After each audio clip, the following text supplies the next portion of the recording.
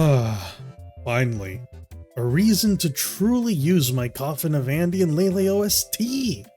Wouldn't it be some shit if I only used the undertone music on this one? Hey everybody, today we're going to be talking about cannibalism and incest. Yippee! Also, just a quick note here, if you've read my post about the upcoming long-ass video I'm working on, or you're only just now finding out about it, I mentioned in my Jeff Mains video that I'm pivoting to commentary and video essay formats for more than just Rivals. I'll make Rivals content when I want to, but I really want to do all kinds of shit because I'm a yap machine that has to yap. But that video is still being worked on. It's just a fucking monster of a video and my first time editing something that big. Anyway, let's talk about cannibalism and incest.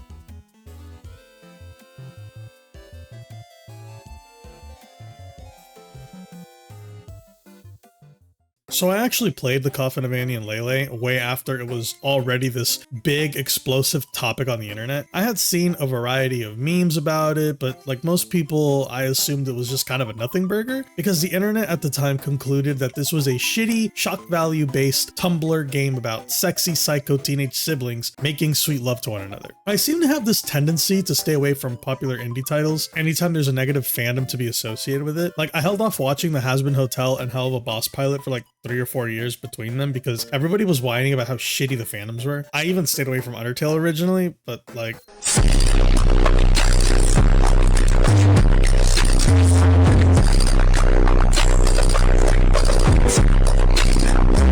I kind of had fair reasons for that one. So when this game reared its inbred ass head around me, I ducked low and stayed far away. I don't quite remember what ended up making me genuinely interested. I think I just kind of had it recommended to me. Oh, no, wait, I just remembered. Me and a buddy of mine, we were getting into these shitty games on the internet like Crow Job in Space or other weird fucked up indie porn games and streaming it to each other.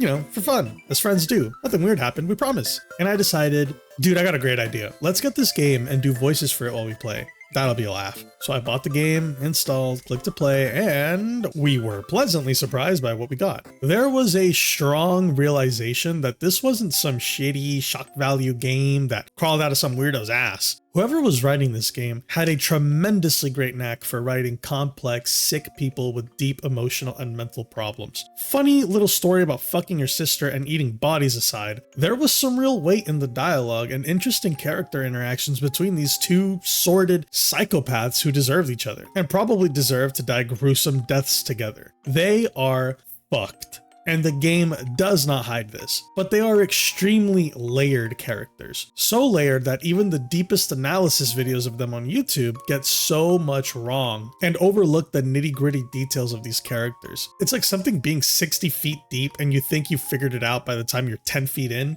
There's more. Endless discussions and analysis one could do on the game and the characters, primarily the characters, from the protagonists of the game to the parents. So why am I even talking about this? Is this a video of me glazing the Coffin of Andy and Leyley? Well, sorta, not really. I'm actually here to bury myself into a coffin of my own by making a wild statement, or defending something kinda weird, but for the right reasons. See, I see so many misunderstandings and misconceptions coming from both fans and haters of the game. So fucking many. From people who think this sibling relationship is one-sidedly abusive, or those who believe Andrew is a victim, or those that think Ashley should ever be redeemed or helped. But I have a specific beef. A very specific beef.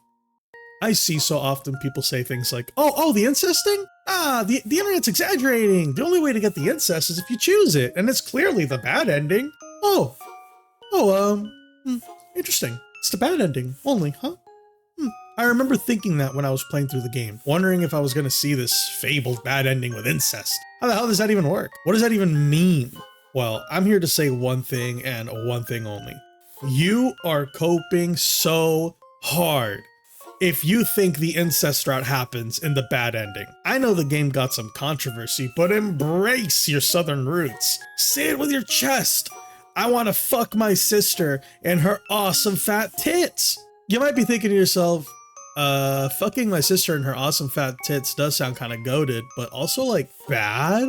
Like some kind of bad ending? I don't think you're supposed to fuck your sister. And I get that, yes, on paper it doesn't look so good, but Let's reel it back for a second and think about what constitutes as a bad ending in a game where you play as two mentally ill, emotionally stunted, crazy young adults with dependence issues that don't have a shred of empathy for anyone that isn't them. If you clicked on this video, I'm just gonna go ahead and assume that you already know what the Coffin of Andy and Leyley is about, so don't expect some kind of recap and don't expect me to be mindful of spoilers. We just don't have time for that shit. If you have no idea what this game is really about, go play it or watch one of the VTuber girls play it and come back.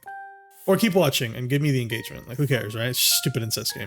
So the Coffin of Andy and Leyley has two routes at the moment. The burial route and the decay route. At the moment, it's pretty clear from the tone and the atmosphere of the decay route that this would lead to the bad ending, at least in the perspective of the protagonist. In decay, you pretty much have to ensure that you've selected all the options as either Ashley or Andrew to have the two siblings end up in a position where they don't trust each other. Namely, in the moment where their mother attempts to extend an olive branch to Andrew to get them out of this mess, but they'd get Ashley locked up.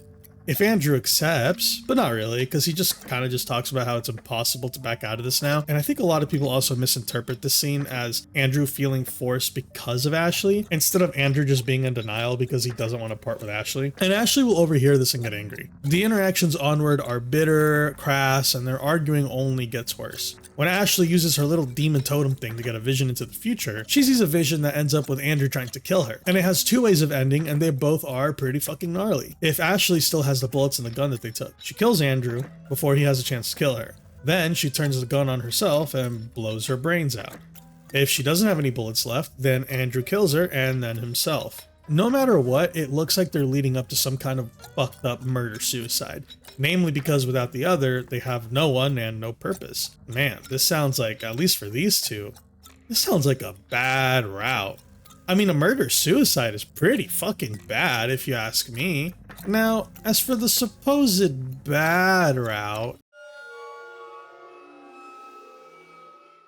in this one, Andrew and Ashley are shown to be trusting, joking, laughing, and getting along with each other as they kill their parents, devour them, and toss their skulls over the bridge. Plus, when Ashley attempts to have her vision of the future, she does see something rather interesting. Which, yes, must be done by player input, but whether the player needs to or not, it's called boring and less interesting if you don't choose the options that lead to the possibility of incest. So in the interesting or fun option, in the arguable good route of the game, they're fucking. Why? Because this game is full of denial. Denial primarily from Andrew's end of things.